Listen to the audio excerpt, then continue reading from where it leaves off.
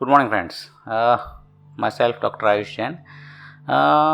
आज के जो टॉपिक है, जो हमने पहले टॉपिक देखे, हम इसमें थोड़ा एक एडिशन करते हैं। मैं इसकी शुरुआत एक केस से करूँगा जो मेरे खुद के साथ हुआ था। शुक्रवार का दिन था, तकरीबन 11:30 या 12 बजे होंगे। एक पेशेंट जो है वो मेरे पास आया, अराउंड आई थिंक 50 या 50-55 साल के आसपास का मेल होगा। उसने कहा, सर मेरे पैर जो है, मेरा पैर उसमें सूजन आ गई है, रेडनेस है। मैंने देखा सेलुलाइटिस के फीचर्स थे, तो मैंने कहा एडमिट करना पड़ेगा आपको। एडमिट किया पेशेंट को। इंजेक्टेबल एंटीबायोटिक्स, जो हायर एंटीबायोटिक्स थे, वो सब मैंने लिख दिए। And we have to assess. मैंने कहा इसमें शायद सर्जरी की हमें ज़रूरत पड़ सकती है, जैसा कि मैंने बताया था सेलुलाइटिस में रिक्वायर अ सर्जरी। और वही ग्लिसरीन मैक्स और ड्रेसिंग और वो जो हमारा चल रहा था, वो उस टाइप का मैंने सारा ऑर्डर लिख दिया। पेशेंट को हमने वार्ड में भी भेज दिया, पेशेंट एडमिट हो गया, ट्रीटमेंट भी चालू हो गई। और तकरीबन आधे या पौने घंटे बाद एक जो ब्रदर या सिस्टर थे वो आए कि सर ये पेशेंट सर हमारे पड़ोस में रहता है, ये सर हमारा जान पहचान वाला है, सर आपको जो इंजेक्टेबल एंटीबायोटिक आप देने वाले हैं वो सर मैं भी इनको दे सकते हैं, तो सर आप उनको डिस्चार्ज करके मतलब घर भेज दें। और जो वीगो है, जो आईसी जो डली है, वो आप आईसी डाल ही रखें, और उसमें हम इंजेक्टेबल एंटीबायोटिक मैं उसके घर जाके उसे दे दूंगा। तो मैंने कहा ऐसा होता नहीं है, बट ठीक है, अगर ऐसा है तो डेफिनेटली आप जाओ, और कुछ हो तो मुझे बताना। 2 बजे तक उन्होंने डिस्चार्ज की प्रोसेस कर दी और मेडिसिन लिख दी कि भाई ये बताना, मतलब इस टाइप का। कुछ नहीं, शनिवार को ही उसका 9 बजे फ़ोन आया कि सर वो पेशेंट तो सर उसका तो जो इडीमा था, रेडनेस था सर, वो तो बहुत बढ़ गया है। तो मैंने कहा भाई ऐसे कैसे बढ़ गया, भाई उसको लेके आओ, देखना पड़ेगा भाई। और पेशेंट के सर डिसोरिएंटेड है, वो उसे पता नहीं है वो कहाँ है, कैसा है, और वो कोई ढंग का जवाब नहीं दे रहा है, कुछ पूछ रहे हैं तो उन्हें। मैंने कहा यार ये क्या हो गया होगा, तो बुलाया उसे, मतलब पेशेंट को बोला, मतलब ब्रदर को, कि भाई उनको बोलो यहाँ लेके आए।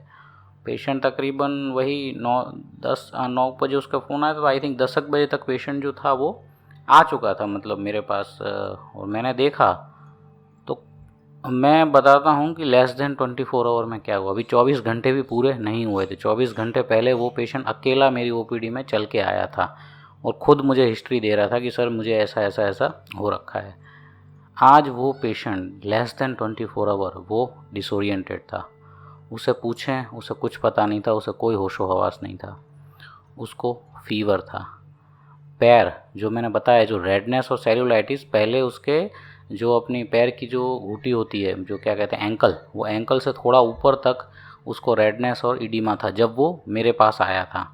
लेकिन आज वो थाई तक पहुंच गया था, मिड थाई तक, थाई के मिड पार्ट तक वो रेडनेस इडीमा पहुंच चुका था। और जो नीचे का जो लेग का पार्ट है, मतलब घुटनों से नीचे का जितना भी जो पैर है, उसमें जो स्किन थी उसमें ब्लैब्स बन गए थे। ब्लैब्स फफोले पड़ जाते हैं, जैसे अपन नहीं, वो गर्म पानी अपने ऊपर पड़ जाए तो कैसे फफोले पड़ जाते हैं, वैसे फफोले पूरे पैर में जो है वो जगह जगह पड़ गए थे। और उसके अंदर डर्टी फ्लूइड भरा हुआ था, मतलब जो बर्न से जो जैसे गर्म पानी हमारे ऊपर गिर जाए तो जो फफोला बनता है, उसके अंदर जो पानी भरा होता है, जो लिक्विड, वो रिलेटिवली क्लियर होता है, ठीक है। लेकिन ये फाउल स्मेलिंग था और डर्टी लिक्विड था। ओके, अपन थोड़ा मटमैला सा, थोड़ा अपन जैसे कि पानी में अपन थोड़ा मिट्टी घोल दें तो किस टाइप का थोड़ा सा कलर हो जाता है मटमैला सा, उस टाइप का उसमें फ्लूइड था और काफ़ी ज़्यादा स्मेल आ रही थी। और जो स्किन भी थी ना, उसमें थोड़ा ब्लैकिश और ब्लूइश टाइप की स्किन अब होने लगी थी। जो मैंने देखा था वो रेडनेस थी, ठीक है। अभी भी रेडनेस थाई पर तो थी, लेकिन जो नीचे का पार्ट है ना, वहाँ पे वो जो रेडनेस जो कल थी, that has turn to bluish या ब्लैकिश जैसा होने की शुरुआत हो गई थी। यानी ये क्या था? It was a case of a necrotizing fasciitis. तो ऐसा प्रेजेंटेशन होता है नेक्रोटाइजिंग फेशियाइटिस का। इनिशियल केस में हमें सेल्यूलाइटिस लग सकता है, लेकिन इसीलिए हर एक सेल्यूलाइटिस का जो पेशेंट होता है उसे एडमिट करना ज़रूरी है। क्यों? हम नहीं जानते कि कौन सेल्यूलाइटिस होगा और कौन एक ही दिन के अंदर इस प्रकार का नेक्रोटाइजिंग फेशियाइटिस टर्न आउट हो जाएगा। We never know. इसीलिए पेशेंट को एडमिट करके वॉचफुल रखना बहुत ज़रूरी है, ठीक है। अब खैर हम तो इस केस में आगे बढ़ते हैं। तो 10 साढ़े 10 तक तकरीबन आया। ब्लड रिपोर्ट्स तो मैंने कल ही जो थे, एडमिट होता है पेशेंट तो हम सारे ब्लड रिपोर्ट्स के करवा देते हैं, सारे ब्लड रिपोर्ट हम करवा चुके थे। उसके बाद पेशेंट को हमने कहा भाई इसको तो ऑपरेशन में लेना पड़ेगा, क्योंकि मैंने बताया स्किन ब्लू और ब्लैक हो गई, इसका मतलब क्या है कि वहाँ गैंग्रेनस चेंजेस स्टार्ट हो चुके हैं, स्किन में गैंग्रेन होना स्टार्ट हो चुका है।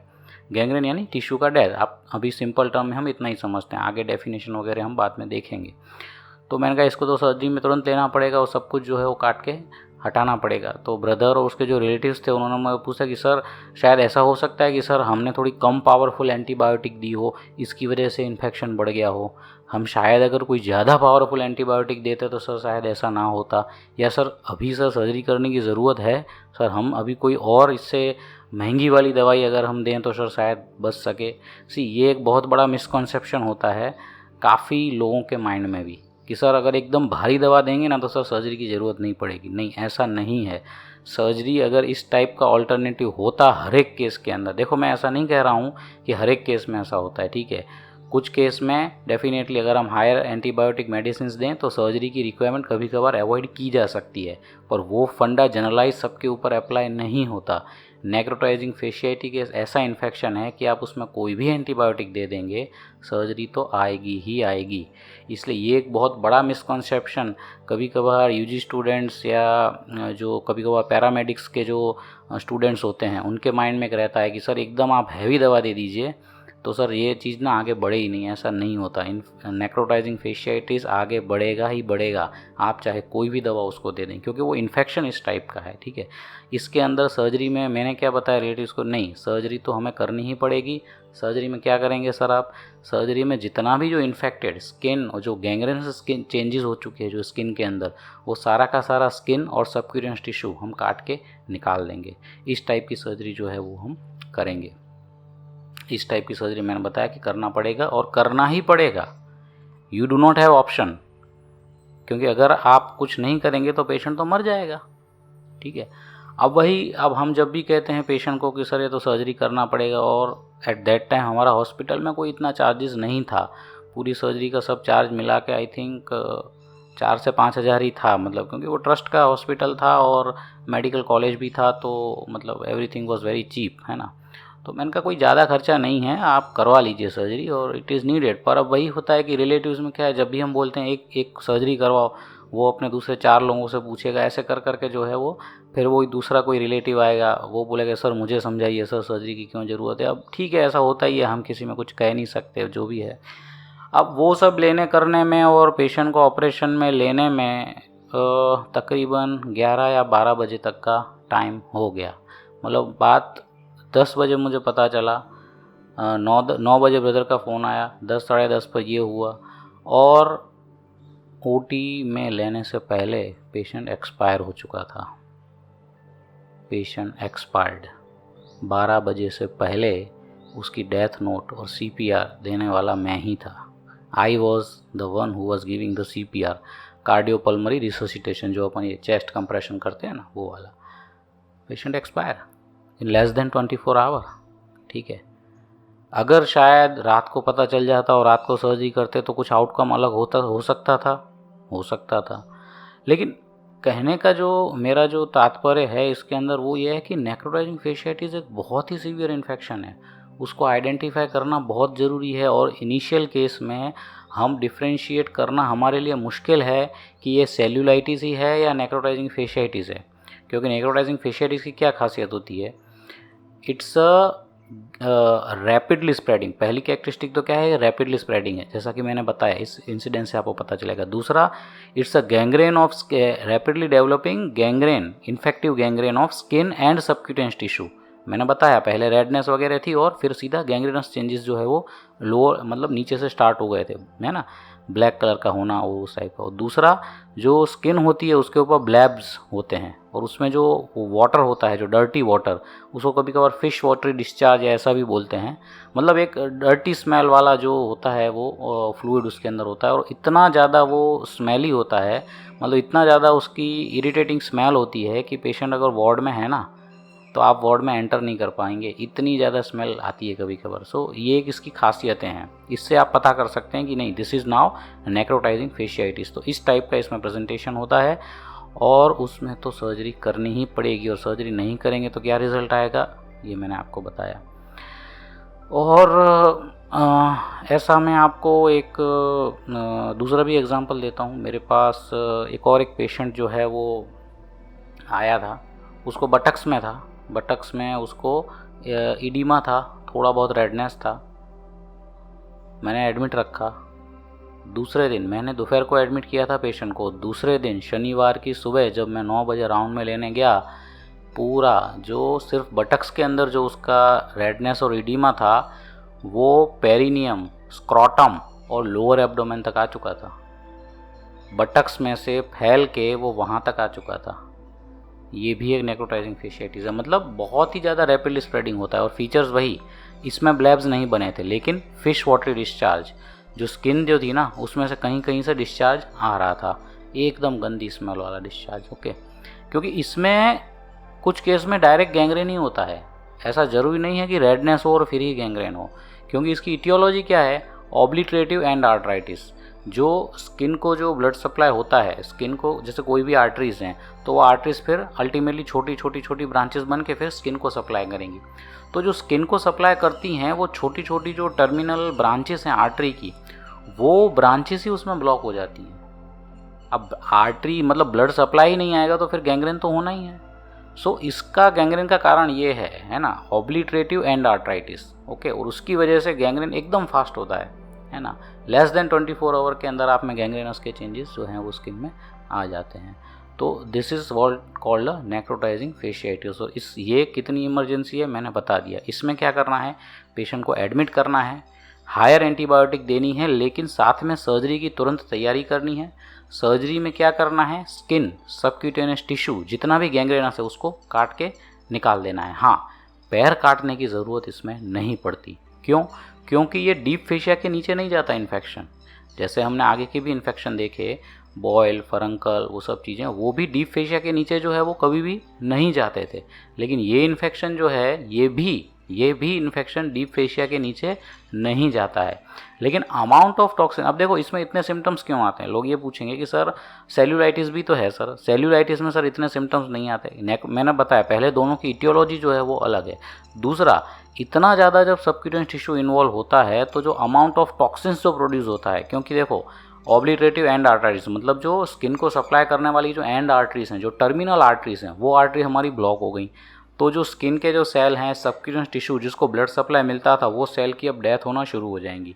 अब वो सेल जब डाई होंगे तो उसका जो टूटेगा जब वो सेल, तो उसमें से सेल के अंदर जो फैक्टर्स होते हैं उसको हम टिश्यू फैक्टर्स बोलते हैं। वो टिश्यू फैक्टर्स जो हैं वो सारे रिलीज़ होंगे, और बैक्टीरिया तो है ही अपना, वो सब मिलके एकदम high amount of septicaemia create करते हैं बॉडी में। इसकी वजह से बहुत ही ज़्यादा हाई रिएक्शन आता है and it leads to this types of symptom. Patient को फीवर आएगा, WBC काउंट आप कराएंगे तो बहुत ज़्यादा होगा, पेशेंट डिसोरिएंटेड होगा, क्योंकि शॉक का अमाउंट इतना ज़्यादा है कि पेशेंट को जो मेंटल कन्फ्यूज़न जो हम कहते हैं वहाँ तक पेशेंट इसमें आ जाए। मतलब बहुत ही ज़्यादा आपको देख के पता चल जाएगा सर कि ये पेशेंट में कुछ प्रॉब्लम है, ये पेशेंट सही नहीं है, इतना डिसोरिएंटेड पेशेंट होगा। तो आप कैसे पता लगाएंगे, मैंने बताया, अगर इनिशियल केस में पता चले और अगर एडमिट होता और शायद हम उसे देख लेते तो शायद कुछ बात और हो सकती थी, पर ठीक है, रिट्रोग्रेडली तो बहुत कुछ कहा जा सकता है, वो तो जो हो गया so we can not change it. But from जो दूसरा केस था जो मैंने बताया आपको, वो केस के अंदर आगे बढ़ा, मैंने बताया जो बटक्स के अंदर उसको रेडनेस और वो था, और वो आगे बढ़ बढ़ के लोअर एब्डोमेन तक जो है वो आ गया, और हमने उसकी सर्जरी करी। सारा जो डेड पार्ट है और जो नेक गैंग्रेनस पार्ट है उसको हमने रिमूव कर दिया। कुछ मतलब जो इन्फेक्शन था वो तो क्या कहें हम, जो एनाल जो रेक्टम होते हैं ना, एनाल कैनाल के जो मसल होते हैं, जो हमारे जो टॉयलेट होता है वो हम क्या ऐसे, जैसे कि आज किसी को टॉयलेट आए अभी तो वो यहीं पे टॉयलेट कर दे, ऐसा तो होता नहीं है, वो पकड़ के रखता है टॉयलेट को। तो वो जो पकड़ के रखने वाले जो मसल्स होते हैं ना, वो मसल भी उसने डिस्ट्रॉय करना शुरू कर दिया था। तो इतना सीवियर इन्फेक्शन जो वो होता है, वो केस का अपने पास है पूरा video presentation, we can discuss it and some other point. तो ये होता है नेक्रोटाइजिंग फेशियाइटिस। ठीक है, अब जो है डेफिनेशन तो ठीक ही आपको मतलब पता चल गई होगी इतने बात से, मतलब ये क्या किस टाइप का जो है वो अपना इन्फेक्शन होता है। और इसमें मतलब यही है कि सीरियसनेस समझाना ज़रूरी है, हमें भी सीरियसनेस समझना ज़रूरी है। अगर सर्जरी कर दी, सब डिब्राइड कर दिया, पेशेंट बाहर आ जाएगा, है ना। दूसरे तीसरे दिन से पेशेंट अच्छा हो जाएगा, एवरीथिंग विल बी वेल। और पेशेंट जिंदा रहेगा तो सब होगा ना, अगर जिंदा ही नहीं रहेगा तो कहाँ से कुछ हो पाएगा। सो ये चीज़ जो है इसमें हमें खास जो है इम्पोर्टेंट हमें ध्यान रखनी है। That is called necrotizing fasciitis. और इसका जो दो अलग वर्जन है, देखो नेक्रोटाइजिंग फेशियाइटिस एक जनरलाइज टर्म है ना। जब ये इन्फेक्शन पेरिनियम रीजन में हो, जैसा कि मैंने दूसरा केस बताया, तो उसको बोलते हैं Fournier gangrene. Necrotizing fasciitis which is happening at the perineal region, it is called the this Fournier gangrene. और जब यही चीज़ लोअर एब्डोमिनल वॉल, मतलब एब्डोमेन का जो लोअर पार्ट है, लोअर एब्डोमिनल वॉल पर जब वो चीज़ होगी तो उसको नाम दिया जाएगा मेलेनी अल्सर। तो कोई अगर आपसे पूछे मेलेनी अल्सर क्या है, तो it's a necrotizing fasciitis of a lower abdominal wall. इसी प्रकार कोई आपसे पूछे फोरनियर गैंग्रेन क्या है, तो भाई it's a necrotizing fasciitis of a perineal region. और इन सब की इटियोलॉजी क्या है, किस कारण से वजह से ये होता है। डेफिनेटली इन्फेक्शन है, उसकी वजह से तो होना ही होना है, लेकिन बैक्टीरिया जो इन्फेक्शन है वो करता क्या है, तो वो करता है ऑब्लिटरेटिव एंड आर्ट्राइटिस। स्किन और सबक्यूटेनियस टिश्यू को सप्लाई करने वाली जो एंड आर्टरीज हैं उसको वो ब्लॉक करता है। तो ये चीज़ जो है हमें खास जो हमें वो है ध्यान रखनी है। फोरनियर गैंग्रेन कभी भी टेस्टिस को इन्वॉल्व नहीं करेगा, है ना। स्क्रॉटम भले ही पूरा वो इन्वॉल्व कर दे, लेकिन टेस्टिस कभी इन्वॉल्व नहीं होंगे, क्योंकि वो डीप फेशिया के नीचे आता है ना। जो ट्यूनिका अल्बुजेनिया है टेस्टिस का, वो डीप फेशिया की तरह ही है, ठीक है। तो उसको वो पियर्स नहीं करेगा। दूसरा, एब्डोमिनल वॉल के ऊपर मैंने बताया है ना, तो स्किन सब क्यों इन्वॉल्व करेगा, थोड़े बहुत मसल भी इन्वॉल्व शायद कर सकता है, लेकिन उसके डीप में वो इंटेस्टाइन को इन्वॉल्व कर ले ऐसा नहीं होगा। यानी कहने की बात यह है कि ये डीप फेशिया के नीचे जनरली नहीं जाता है। तो फोरनियर गैंग्रेन में टेस्टिस कभी भी इन्वॉल्व नहीं होंगे, चाहे कितना ही सीवियर इन्फेक्शन क्यों ना हो। हाँ, मैं ये नहीं कह रहा हूँ कि पेशेंट मर नहीं जाएगा, पेशेंट बिल्कुल मर जाएगा अगर हमने कोई सर्जरी नहीं करी, तो वहाँ तक बिल्कुल जा सकता है ना। और कुछ ही घंटों की बात होती है, जैसे मैंने बताया आपको, है ना। 24 घंटे से कम समय में पेशेंट जो है वो एक्सपायर हो गया, बिल्कुल हो सकता है, लेकिन वो डीप नहीं जाता है इन्फेक्शन। वो एक्सपायर क्यों होता है, पेशेंट डाइड, क्योंकि इतना अमाउंट ऑफ सेप्टिसेमिया और सेप्टिक शॉक में पेशेंट चला जाता है, क्योंकि मैंने बताया इतना सारा टॉक्सिन्स निकलता है ना। That is the reason of a death of a person.